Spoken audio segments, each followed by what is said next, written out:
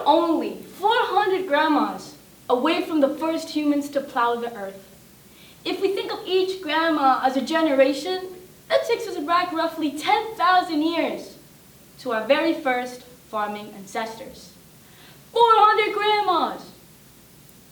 Only 400? That's just looking at it from the agricultural field, and at that time, the average lifespan was 28 to 33, mostly due to high infant mortality rates. Lots of babies dying. But as we know, Homo sapiens go back beyond 50,000 years. And as it turns out, life expectancy was much the same. In fact, it wasn't until the 1900s that humans made substantial gains in average lifespan. To use Thomas Hobbes' words, for most of history, life has been nothing but poor, nasty, brutish, and short. So how did all those grandmas survive not just the hardships of daily life, but the loss of child after child after child? The trauma must have been unfathomable. The American Psychological Association's definition of trauma reads like a pharmaceutical ad and may result in fear, helplessness, associated confusion, and in rare cases, death. This concerns the individual and their limited life experiences. But when trauma gets passed down, mental health experts refer to the phenomenon as generational trauma. While generational trauma has probably existed long before grandma number one, it hasn't been recognized until probably grandma 1,242,000, meaning the early 2000s. So today, let us delve deeper into this grandma multiverse and explore how the cycle begins and continues. First, we will examine how traumatic experiences leave lasting marks. Then, investigate how a lack of education allows this trauma to remain misunderstood and unaddressed, before finally discussing the most important step forward, seeking help. Now think about your millionth great-great-grandmother. Think about her cave-dwelling horrors. Since the dawn of our species, life has meant struggle, and the resulting trauma has no bounds. It cannot be cured in a day, or weeks, or months, or sometimes even years. Especially so when we have the blessing and curse of memory with time to reflect. We are not like the first few humans who had little to no time to dwell on the loved ones getting swiped away in floods, or whose limbs were ripped off by predators. Unlike our early ancestors, we have time to think, to reflect. And that is exactly what trauma is more likely to span generations in a modern world. Because we do not forget. We relive tragedy again and again through journals, history books, media, and perhaps most insidiously, within our own brains. Traumatic experiences have far-reaching consequences. If they're not dealt with properly, they can be passed down as transgenerational trauma to our children, grandchildren, and to entire communities. It is a pandemic of anxiety and depression that defies the limits of space and time. Families often project the effects of trauma, such as the fear of rejection, perfectionism, and/or anxiety onto their kin, all of which cannot be easily cured and leave lasting mental marks at the individual and familial level.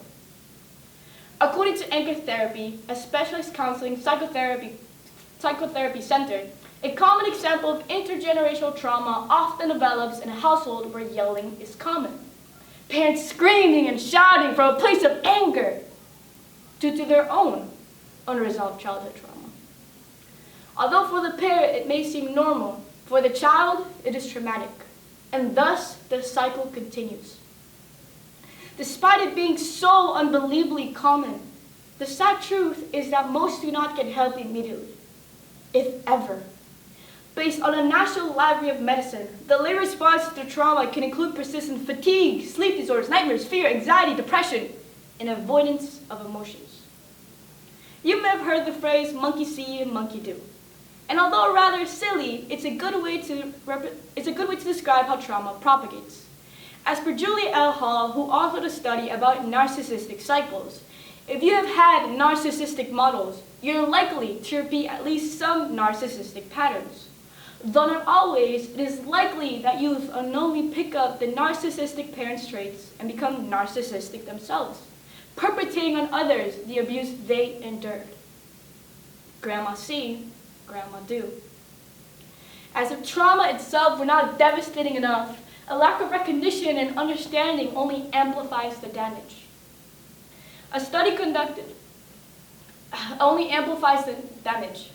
According to SAMHSA's National Child Traumatic Stress Initiative, more than 2/3 of children reported at least one traumatic event by the age of 16.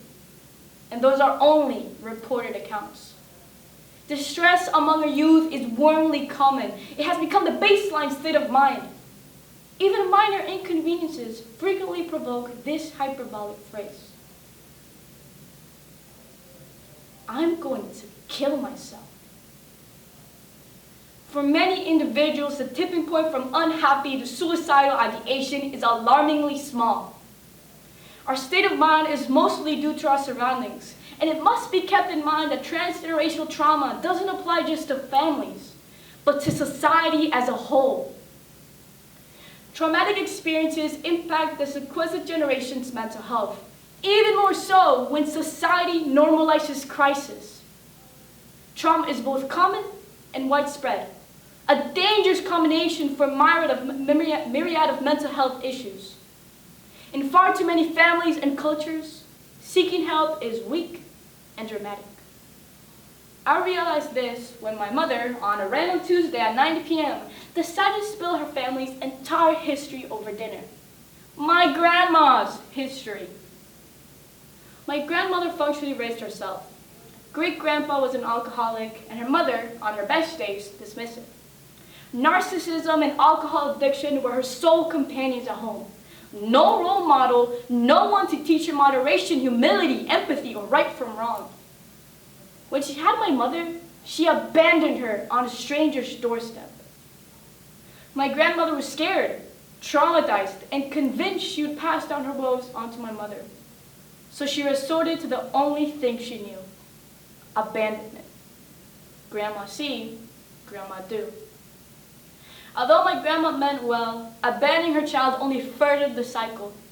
Much like my grandmother, my mom now had to raise herself.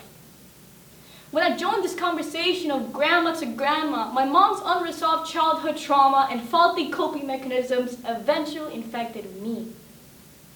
And I'm still figuring out how to juggle these built-in reactions which unintentionally harm those around me. It took me a long time to acknowledge this, even more to understand it. And yet I still struggle to avoid letting it define me. Recovering from this deeply ingrained psychological venom may feel daunting, but there is, in fact, an antidote. Generational trauma is a cycle born out of ignorance and unconscious actions. Thus, to acknowledge it is to begin treatment. Unfortunately, many victims of this trauma do not understand the origins of their very suffering.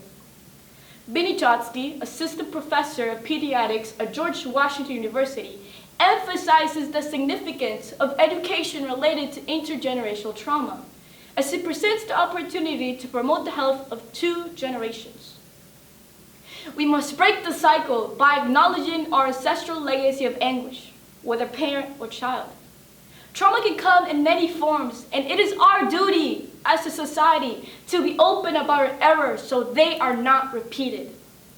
The American SPCC suggests we must recognize, without judgment, but rather with compassion, that trauma is widespread, affecting children and adults across generations. We must break the cycle by seeking help.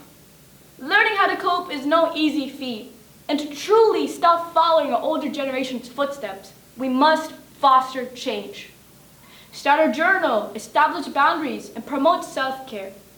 Not all cases may require a therapist, but when last and unsure, seek help through professional channels. And last but not least, save the grandmas of the future by speaking up. When society remains silent, one voice resounds, and the echoes may awaken family and friends alike. Let's face it, grandma has waited long enough for us to break the cycle. Would you stand here?